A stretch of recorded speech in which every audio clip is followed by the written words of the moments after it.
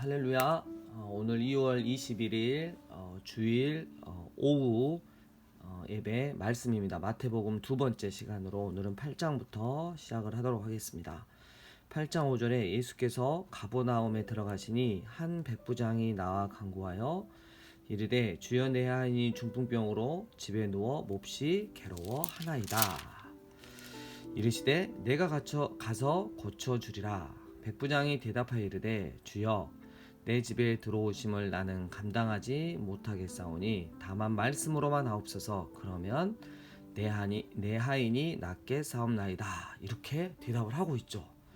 예수님이 진실로 너희에게 이르노니 이스라엘 중에서 아무에게도 이만한 믿음을 보지 못하였다. 이렇게 이야기를 하고 있어요. 여러분, 우리가 이 백부장의 믿음을 보면서 우리가 이미 기존에 이제 교회 안에 들어와서 신앙생활을 하고 있잖아요.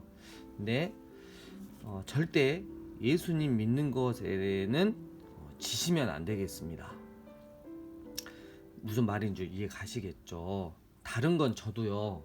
여러분, 세상의 것은 좀 저도 예수님 믿고 예수님 사랑하는 건 내가 1등이야 하는 마음으로 예수님을 믿고 따랐으면 좋겠습니다. 보세요. 또 너희에게 이르노니 동서로부터 많은 사람이 이르러 아브라함과 이삭과 야곱과 함께 천국에 앉으려니와 그 나라의 본 자손들은 바깥 어두운 데 쫓겨나 거기서 울며 이를 갈게 되리라. 지옥이죠. 여러분, 기존의 교회에 들어와서 예수님을 믿는다고 신앙생활하는데 전혀 살아있지도 않는 그런 믿음, 그냥 이렇게 어떤 상황 가운데서 그냥 예수님을 이용만 해 먹었던 그 믿음이 결국은 나중에 들어온 백부장 같은 그 믿음의 사람들에 의해서 밀려나는 거죠. 여러분, 절대 이러면 안 된다는 것이죠. 결국 예수님께서 백부장에 이르시되 가라 네 믿은 대로 될지어라 하시니 그 즉시 하인이 나았다라고 성경은 기록하고 있습니다. 또 19절에 보면 한 서기관이 나와요. 예수님께 말씀드리죠. 선생님이여 어디로 가든지 저는 따르겠습니다. 예수께서 이르시되 여우도 굴이 있고 공중의 새도 고처가 있으니 인자는 머리 둘 곳이 없다. 여러분, 이게 정말 큰 거죠. 여러분, 우리가 예수님을 따른다는 거, 특히 목회자들, 자기를 철저히 부인을 해야 합니다. 예수님은 머리 둘 곳도 없이 이 땅 가운데서 복음을 전하면서, 천국 복음을 전하시면서 정말 섬기는 자의 모습이 어떤 것인지를 보여주셨어요. 하지만 한국에 있는 많은 물론 다 그렇진 않지만 목회자들이 내가 먹고 살고 그리고 내가 굴리고 다니는 차, 이런 것들에 있어서 전혀 자기 부인이 없는, 혹은 또 성도들도 그런 삶을 사시는 분들이 있어요. 또 하나, 제자 중에 또 한 사람이 이르되 주여 내가 먼저 가서 내 아버지를 장사하게 허락해 주시옵소서. 예수님께서 죽은 자들이 그들의 죽은 자들을 장사하게 하고 너는 나를 따르라 이랬어요. 여러분, 예수님의 제자는 더 이상 변명하거나 꾸물대지 않는다는 거예요. 이게 중요한 거예요. 변명하지 말고 꾸물대지 않는 거. 자, 23절 배에 오르심에 제자들이 따랐더니 바다에 큰 노를 일어나 배가 물결에 덮이게 되었을 때 예수께서 주무시는지라. 우리가 흔히 그러죠. 이게 가능해? 여러분, 성경을 의심한다는 것은 결국 내가 가지고 있는 상식과 경험에 의존해서 내가 알지 못하는 것들에게 던지는 물음표입니다. 호수지만 바다처럼 파도가 칠 수 있는 호수, 그냥 파도가 아니라 커다란 배들이 뒤집힐 만한 파도가 넘실거리는 호수, 그래서 바다라고 불리우는 호수, 상식을 뛰어넘는 곳이 바로 갈릴리 바다입니다. 자, 28절 예수님께서 건너편 가다라 지방, 그러니까 여러분 이렇게 갈릴리 바다가 이렇게 있으면, 요단강이 내려서 갈릴리 바다가 이렇게 있으면 이 갈릴리 바다를 중심으로 해서 큰 마을들이 많이 형성이 됐었죠. 그래서 이 가다라 지방은 이쪽에 있습니다. 근데 귀신 들린 자 둘이 예수님을 만났어요. 근데 그들이 말하는 거야. 하나님의 아들이요, 이렇게 말하고 있어요. 여러분, 이 귀신들도 예수님이 하나님의 아들이신 걸 믿었어요. 근데 이 믿음은 바로 우리가 흔히 말하는 귀신 믿음이라고 그래요. 전혀 진짜가 되지 않아요. 예수님을 나의 구원자와 주님으로 모시지 않는 거예요. 여러분, 우리 가운데 귀신 믿음이 얼마나 많습니까? 하나님이 그냥 지적으로 하나님의 아들이신, 예수님이 하나님의 아들이신 거 알아요. 예수님이 십자가에서 우리 죄를 위해서 죽으신지 알아요. 근데 내 안에 정말 진짜가 하나도 되지 않았어요. 그런 자들을 향해서 귀신 믿음이라고 합니다.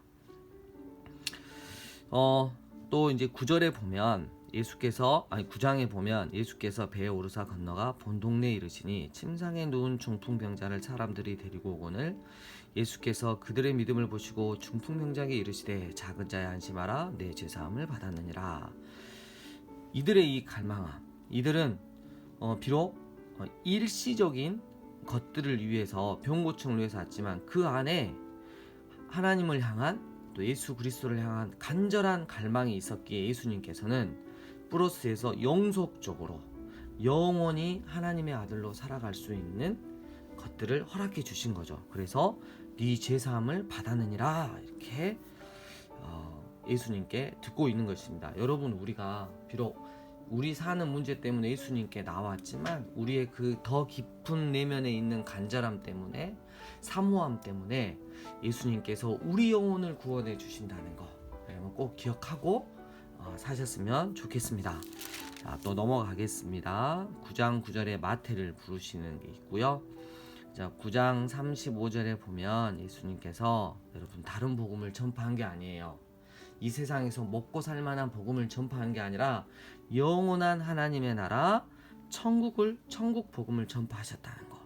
여러분, 우리도 다른 사람들에게 삶으로 천국 복음을, 이 땅 가운데 임한 하나님의 나라를 경험하면서 살아가는, 이 땅에 살지만 이 땅의 신분이 아니라 하나님 나라의 신분으로 살아가는 게, 이 땅 가운데서 천국의 삶을 살아가는 게 어떻다라는 것을 세상 사람들에게 보여주어야 할 것입니다. 물론 그들은 처음에 시기하고 질투하고 그럴 것입니다.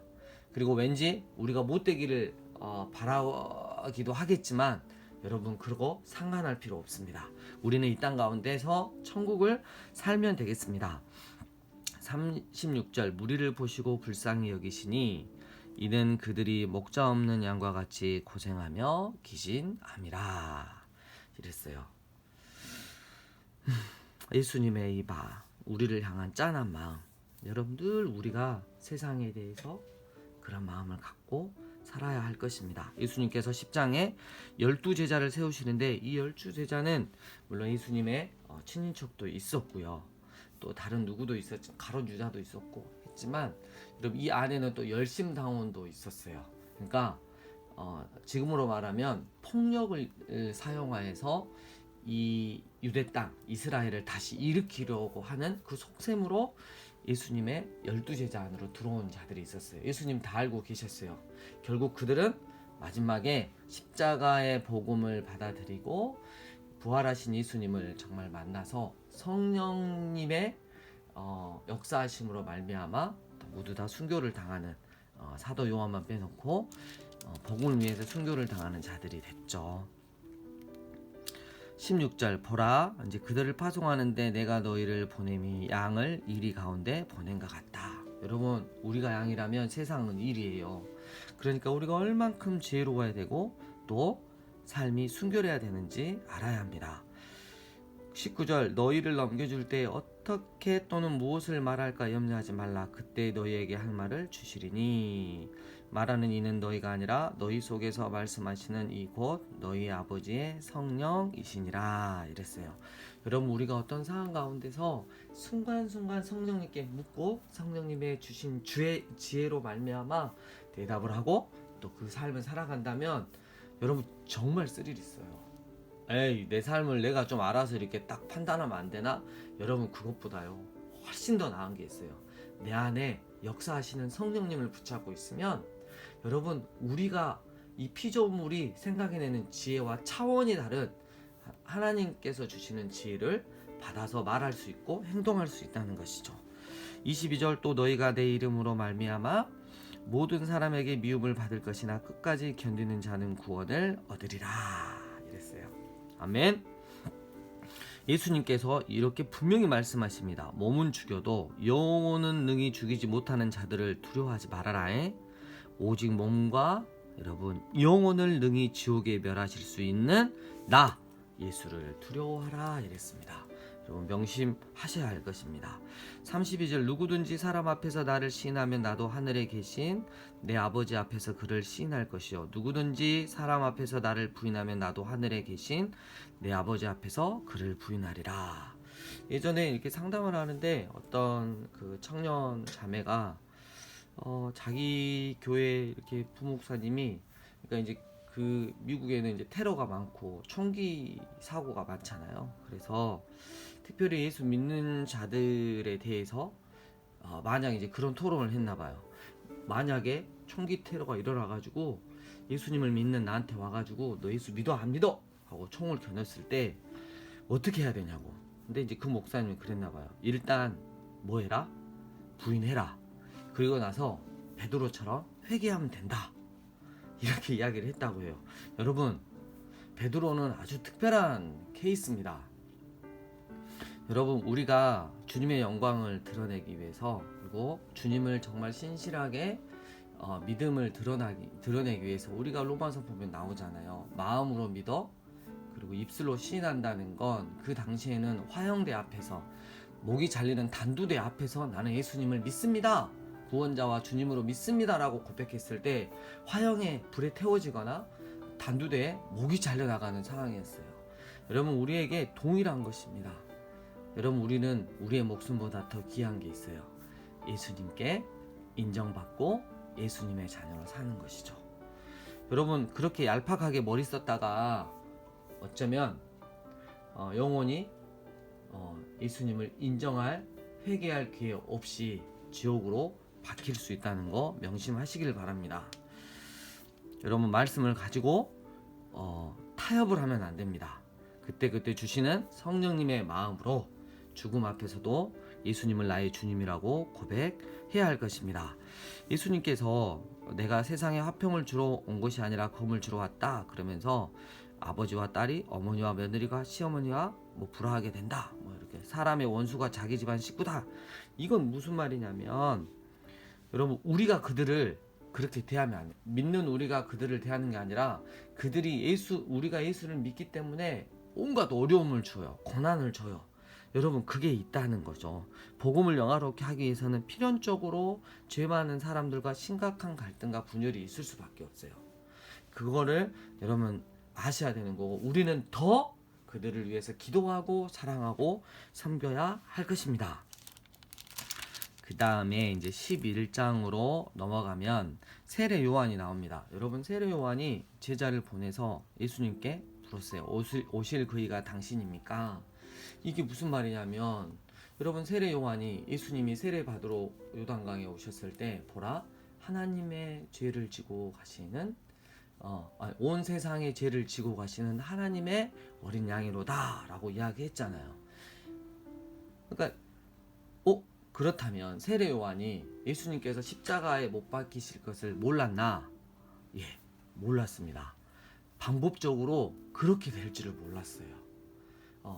그러니까 세례 요한도 하나님이신 예수님께서 어떻게 가장 저주받고 가장 잔혹한 십자가에서 죽을 수 있단 말인가 그 개념보다는 이 세상 가운데서 뭔가 이렇게 엄청난 당신의 능력으로 이 세상을 변화시키고 이 세상을 구원할 그런 것들이 있었던 거죠. 그래서 보세요. 11절 예수님께서 내가 진실로 너희에게 이르노니 여자가 낳은 자 중에 세례 요한보다 큰 이가 일어남이 없도다. 그러나 천국에서는 지극히 작은 자라도 그보다 크다. 왜냐하면 이 세례 요한은 마지막 구약의 성도를 예표하고 지극히 작은 자는 신약이에요. 그러니까 예수님이 십자가에서 못 박혀 죽으시고 우리 죄를 위해서 또 사흘 만에 부활하시고 수많은 사람들에게 나타나 보시고 하나님 보좌 우편으로 승천하시고 마지막 때 다시 오시겠다고 약속하셨잖아요. 여러분 우리는 역사를 통해서 성경을 통해서 이거를 알기 때문에 가능한 거예요. 하지만 세례 요한은 그것을 보지 못했기 때문에 우리가 더 크다라고 말하고 있는 것입니다. 지금 이 세대는 너희를 향하여 피리를 불어도 결혼식 놀입니다. 너희가 춤추지 않고 우리가 슬피 울어도 장례식 놀입니다. 너희가 가슴을 치지 아니하였다 함과 같다. 여러분 지금 세대가 다 그렇게 되는 거죠. 자, 21절 20절 예수께서 권능을 가장 많이 행하신 고울들이 회개하지 아니하므로 그때에 책망하시되 화 있을진저 고라시나 화 있을진저 벳세다야. 다 이렇게 갈릴리 바다 있으면 이렇게 있습니다. 고라신 뭐 벳세다 뭐 이렇게 얘게 행한 모든 권능을 두로와 시돈에게 행하였다면 두로와 시돈은 이방입니다. 이방 나라에 그들이 벌써 베옷을 입고 제에 앉아 회개하였다. 이렇게 말씀하고 있어요. 예수님 입장에서 그토록 열심히 말씀을 전하고 기적을 행하였지만 신앙과 삶에 아무런 변화가 없었던 가버나움, 그리고 가버나움과 함께 가버나움만큼 자주 가셨던 고라신과 벳세다를 향해 내뱉으신 예수님의 이 불호령 같은 외침이 바로 이 저주의 말씀이었습니다. 그러고 보면 우리가 심판날에 예수님을 만나게 될 때 예수님께서 가장 큰 책망을 받은 사람들은 자칭 예수님을 따른다고 말하는 기독교인들이 될 수 있겠습니다. 교회만큼 하나님의 율법과 예수님의 복음 그리고 성령의 역사심과 그 열매들이 해석되는 곳이 없습니다. 그러나 그 말씀과 증언들을 마주하면서 그저 우리 하나님은 이런 분, 예수님은 이런 사람, 성령님은 이런 것을 허락하시는 능력으로만 이해한 뿐 우리가 하나님의 사람으로서 가져야 할 자기 정체성도 가지지 않고 메시아이신 예수님께서 우리에게 보여주신 삶의 모범을 따르지도 않고 성령의 역사하심을 폄훼하며 예수님을 모르는 사람들과 다름없는 삶을 살면서도 난 구원받았어 라고 말한다면 전혀 하나님의 율법의 정신을 모르고 외식하며 살아가면서 스스로 선택받은 민족이라고 스스로 선택받은 사람이라고 자부하던 유대인들과 다를 것이 무엇이겠습니까? 12장 안식일에 대한 게 나오죠. 12절 사람이 양보다 얼마나 더 귀하냐 그러므로 안식일에 선을 행하는 것이 옳다. 여러분 율법을 지키는 이유가 무엇입니까? 늘 합력하여서 하나님의 선을 이루는 것이죠. 자 30절 나와 함께 아니하는 자는 나를 반대하는 자 맞죠? 근데 나와 함께 모으지 아니하는 자는 해치는 자니라 이랬어요. 여러분 우리가 예수님을 믿는데 절대 중립은 없습니다. 딱 예수님 한 분으로 결론을 내야 됩니다. 발을 뒤로 빼시면 안 되겠습니다. 또 이런 말이 있죠. 너 누구든지 말로 인자를 거역하면 사하심을 얻되 누구든지 말로 성령을 거역하면 이 세상과 오는 세상에서도 사하심을 얻지 못하리라. 왜냐하면 성령이 예수 그리스도에 대해서 드러내게 하시죠. 복음을 증거케 하시고 그리고 우리 가운데 죄를 깨닫게 하시고 그리고 회개케 하시고 그리고 예수님을 구원자와 주님으로 이렇게 믿고 따르게 하는데 이 성령님을 거역하면 답이 없다는 거죠. 맞죠? 자 그리고 이제 13장으로 넘어가면 여러분이 잘 아시는 땅에 떨어진 씨 비유 길가, 돌밭, 떨기나무, 좋은 땅이 있는데 이 씨 뿌리는 비유는 이렇습니다. 길가에 뿌려진 자 천국 말씀 듣고 깨닫지 못할 때는 악한 자가 와서 그 마음에 뿌려진 것을 빼앗나니 이는 곧 길가에 뿌려진 자요 이랬어요. 그러니까 이거는 그 헬라어 원문을 보면 이렇게 씨를 탁 뿌렸는데 뿌리자마자 사탄이가 쫙 뒤로 이렇게 나타나가지고 얼른 그것들을 다시 걷어가는 거죠. 그리고 돌밭에 뿌려졌다는 거 있는데 절대 예수님을 믿는데 대가지불 하지 않는 사람이 있어요. 시간이든 물질이든 자신의 재능이든 절대 대가지불이 아까워서 예수님을 못 믿는 사람이 있고요. 그 다음에 가시떨기에 뿌려졌다는 게 있는데 세상의 염려와 재물의 유혹에 그러니까 양다리 신앙이에요. 예수님도 믿고 세상 것도 절대 포기할 수 없고 이건 다 끝장나는 거죠. 근데 좋은 땅에 뿌려진 자들이 있어요. 네, 100배, 60배, 30배의 열매를 맺죠. 나는 어떤 밭인가? 라고 물어봤을 때 여러분 다 저는 좋은 땅이요 이러더라고요. 여러분 대가집을 여러분 양다리 신앙인 혹시 아니십니까? 우리가 말씀 가운데 다시 한번 우리의 마음을 정하기를 소원합니다. 그리고 여러분 교회의 원리가 나와 있어요. 가라지를 뽑다가 곡식까지 뽑을까 염려하더라. 교회는 여러분 곡식 있고 이거 가라지 필요 없는 잡초가 반드시 있습니다. 마지막까지 이게 교회의 원리입니다. 교회 안에서는 그러니까 이 세상의 외형적 교회는 눈에 보이는 교회는 알곡과 가라지가 함께 간다는 거.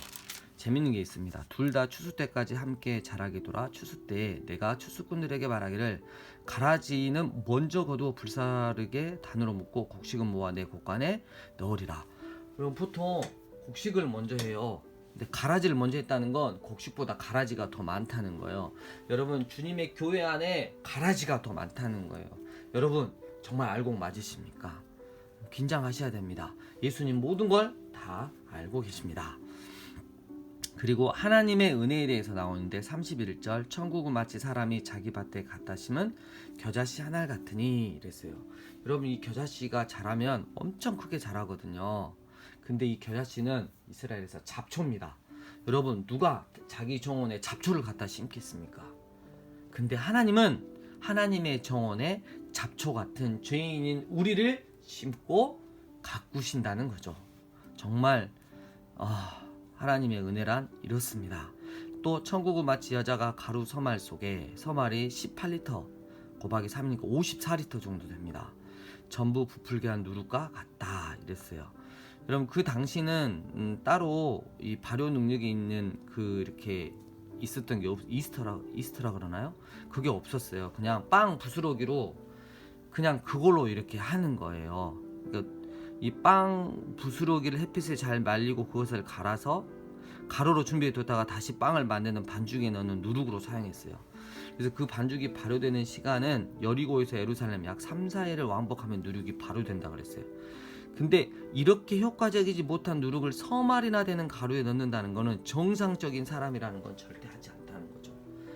그러니까 예수님은 이러한 것들 겨자씨 이런 형편없는 누룩으로 이루어진 것들이 바로 하나님의 나라라고 말씀하고 있는 것입니다. 아멘. 아멘. 늘 하나님의 은혜를 기억하며 사는 우리들이 되었으면 좋겠습니다. 천국은 마치 밭에 감추인 부와 같다. 우리의 모든 것을 걸어도 될 만큼 충분하다. 천국은 마치 좋은 진지를 구하는 장사와 같다. 갈급함. 천국은 마치 바다에 치고 각종 물고기를 모는 그물과 같으니 여러분 앉아서 못된 것은 좋은 것은 그릇에 담고 못된 것은 버립니다. 명심하시길 바랍니다. 여러분 예수님은 또 이렇게 형제들이 있어요. 야고보, 요셉, 시몬, 유다 이렇게 있고요. 또 누이들도 함께 있었습니다. 그리고 이제 넘어가기 전에 14장 상식으로 분봉왕 헤롯 할 때 헤롯 안티바스라고 적어 놓으시면 되겠습니다. 헤롯 안티바스는 여러분 제가 이 갈릴리 호수라면 이쪽 부분을 했던 주로 갈릴리 지방을 통치했던 자가 헤롯 안티바스입니다. 예수님 시대. 그리고 이 건너편에 헤롯 빌립이에요. 헤롯 빌립의 이 아내가 헤로디아였는데 데리고 와가지고 자기 아내로 삼았죠. 이 일이 좀 문제가 많이 됐죠. 네, 그래서 한번 좀 기억하시고 세례 요한이 죽고 이제 오병이어의 역사가 일어나는데 예수님이 십자가에 못 박히시기 전 딱 1년 전입니다. 그래서 또 읽으시면 될 것 같고요. 15장도 또 읽으시면 될 것 같습니다. 15장 중에 이방 연인이 나오죠. 그래서 두로와 시돈인데 가나안 여자 불쌍히 여기소서 이렇게 해가지고 내 딸이 흉악하게 귀신 들렸다 이렇게 말하는데 예수님이 나는 이스라엘 집의 어린 양 외에는 다른 데로 보내심을 받지 아니했다. 여자가 와서 예수께 절하여 이르되 주여 저를 도우소서. 대답하여 이르시되 자녀의 떡을 취하여 개들에게 던짐이 마땅하지 아니하다. 여자가 맞습니다.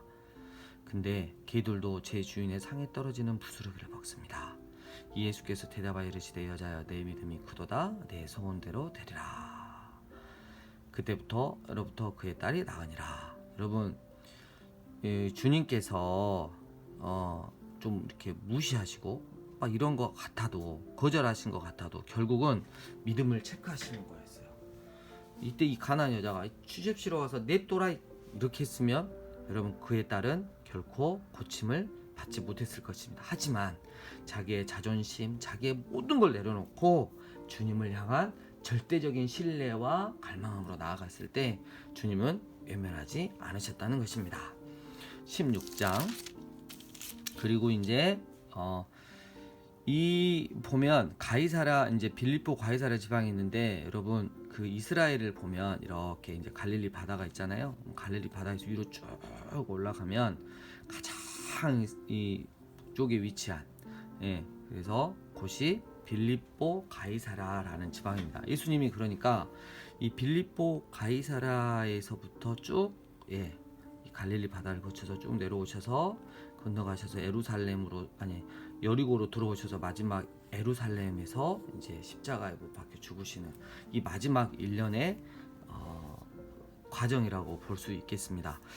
이 빌립보 가이사라에서 예수님께서 이런 말씀하시죠. 너희는 나를 누구라 하느냐? 그때 베드로가 주는 그리스도시요 살아계신 하나님의 아들이십니다. 예수님께서 바요나 시모나 이렇게 이게 요나의 아들, 바는 이 아들이라는 뜻입니다. 시모나 네가 복이 있다. 이걸 알게 하시는 하늘에 계신 네 아버지시다. 하늘에 계신 내 아버지시니라. 또 내가 내게 이르노니 너는 베드로라 이 반석 위에 교회를 세우리니. 그래서 카톨릭의 일대 교황이 베드로예요. 음부의 권세가 이기지 못하리라. 내가 천국 열쇠를 내게 주리니 막 이랬는데 여러분 이건 그 뜻이 아니잖아요. 이 반석 위에 이 반석 베드로 네가 지금 고백하는 주는 그리스도시요 살아계신 하나님의 아들이십니다 라고 고백하는 이 반석 위에 내가 당신의 교회를 세우겠다는 거예요. 그래서 주님의 교회에게 천국 열쇠를 주는 것이에요. 베드로가 아니라는 것이죠. 여기서 우리가 또 적용할 게 있습니다. 이 빌립보 가이사랴 지방은 우상들이 가득했어요. 그래서 예수님의 눈에는 예수님이 가보니까 황제인 아우구스투스를 신으로 삼으며 권력을 탐하는 사람들이 보였습니다. 또 판이라고 하는 신이 있었는데 판을 숭배하며 풍요와 성적인 쾌락을 탐닉하는 사람들, 거리 곳곳에서 정말 자기를 절제하지 못하는 사람들이 보였습니다. 또 복수의 여신 네메시스를 기억하며 내 손에 주어진 것을 절대로 빼앗기지 않으리라.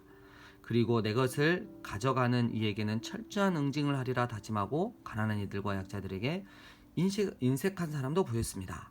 또 제우스를 신이라 부르고 나도 이 화려하고도 거대한 헬레니즘 제국의 신이다라고 혈연에 사로잡힌 사람들이 보였습니다. 하나님 나라의 시민, 하나님의 아들이라는 자기 정체성, 하나님의 말씀에 근거한 가치관을 잃어버리고 살아가는 사람들을 보니 기가 찰 노릇이었습니다. 그래서 예수님께서 제자들에게 물으셨습니다. 저들이 저 돌덩어리들을 신이라 부르고 그것들을 숭배하는데 사람들이 나를 누구라 하더냐? 또 너희는 나를 누구라 생각하느냐? 건강하게 오래 사는 것, 떼부자까지는 아닐지라도 돈을 많이 벌어서 부족함 없이 사는 것, 높은 지위와 권력을 갈망하는 것, 누군가로부터 인정받으려고 하는 것, 우리가 기대하며 그것이 옳은 목표인 양 나름대로 열심히 달려가는 인생살이에 예수님께서 불쑥 찾아오셔서 이렇게 물으십니다. 네 인생에서 나는 어떤 의미이냐? 너는 나를 누구라 생각하느냐? 24절 예수께서 제자들에게 이르시되 누구든지 나를 따라오려거든 자기를 부인하고 자기 십자가를 지고 나를 따를 것이니라. 여러분 이때부터 예수님께서 이제 예루살렘에 올라가서 내가 고난을 받고 죽임을 당하고 3일 만에 다시 살아날 것을 구체적으로 이야기하셨습니다. 또 갈릴리에서도 한번 하시고요. 또 예루살렘 올라가시면서도 또 하시고요. 17장은 이제 변화산 이야기가 나오는데 이 베드로와 야고보 형제 또 야고보의 형제 요한이 이렇게 갔잖아요. 근데 이제 예수님이 이제 해같이 빛나니까 모세 엘리야와 예수님과 더불어 말하는 것이 그들에게 보였어요. 베드로가 너무 좋았어요. 그래서 초막셋을 짓고 우리 여기서 살았으면 좋겠습니다. 뭐 이런 이야기를 하죠. 근데 다 없어지고 오직 예수만 보였다 하는 이야기죠. 여러분, 신앙이 교회에 갇혀 있으면 안 되는 것입니다. 시내산에서 하나님을 만나고 그곳에서 율법을 받았다면 그 하나님의 법대로 살아내는 곳이 바로 시내산 아래입니다. 아론과 이스라엘 백성들이 황금 송아지를 만들어 놓고 축제를 벌이는 그곳 말입니다. 그 시내산과 같은 다볼산에서 직접 예수님의 변화되신 모습과 모세와 엘리야를 만났다면 그 감격과 흥분을 가지고 살아가야 하는 곳이 바로 다볼산 아래인 것입니다. 예수님을 죽이려 하는 사람들과 그를 따르는 사람들을 핍박하는 이들이 즐비한 그곳 말입니다. 그러고 보면 믿음의 확신은 그분과 동행함으로 생기는 것이고 그 믿음과 신앙은 세상 속에서 살아내는 내 삶으로 확증되는 것이 아닐까요? 그리고 18장이 나옵니다. 18장에 여러분 그 79마리의 양을 두고 한 마리 잃은 양을 찾아가는 거. 그러면 세상에 99마리의 양을 놔두고 한 마리를 찾아가면 어떻게 된다는 것입니까? 나머지 99마리 양은 어떻게 되는 거예요? 여러분, 그게 중요한 게 아니고 99마리를 놔두고라도 그 한 마리의 잃어버린 양을 찾고자 하는 주님의 그 마음에 집중을 해야 됩니다. 여러분, 우리가 바로 하나님의 그 잃어버린 한 마리 양이었습니다. 하나님의 온통 마음이 오롯이 들어가 있었던, 향해 있었던 그 잃어버린 양이 바로 나라는 사실 기억하시면서 하셨으면 좋겠습니다. 10,000달란트 우리는 하나님께 빚진 자입니다. 때문에 이 세상 살아가면서 100데나리온 빚진 자들을 용서하며 또 살아가야 할 것입니다. 19장 이렇게 있고요. 또 20장에 이렇게 말씀해 보면 아시다시피 나중된 자로서 먼저 되고 먼저 된 자로서 나중되리라 이랬어요. 여러분, 하나님의 주권 아래 모든 것들이 움직입니다. 여러분, 절대 먼저 되었으면 끝까지 먼저 되시길 바랍니다. 28절, 인자가 온 것은 섬김을 받으려 함이 아니라 도리어 섬기려 하고 자기 목숨을 많은 사람의 대속물로 주려 함이라. 아멘. 여러분, 우리는 섬기는 리더십을 발휘해야 할 것입니다. 이렇게 해서 오늘 말씀은 여기까지 20장까지 하겠습니다. 21장부터는 다음 시간에 계속 이어져서 하겠습니다. 여러분, 마태복음을 통해서 예수님을 만나는 복된 시간 되시길 주의 이름으로 축복합니다.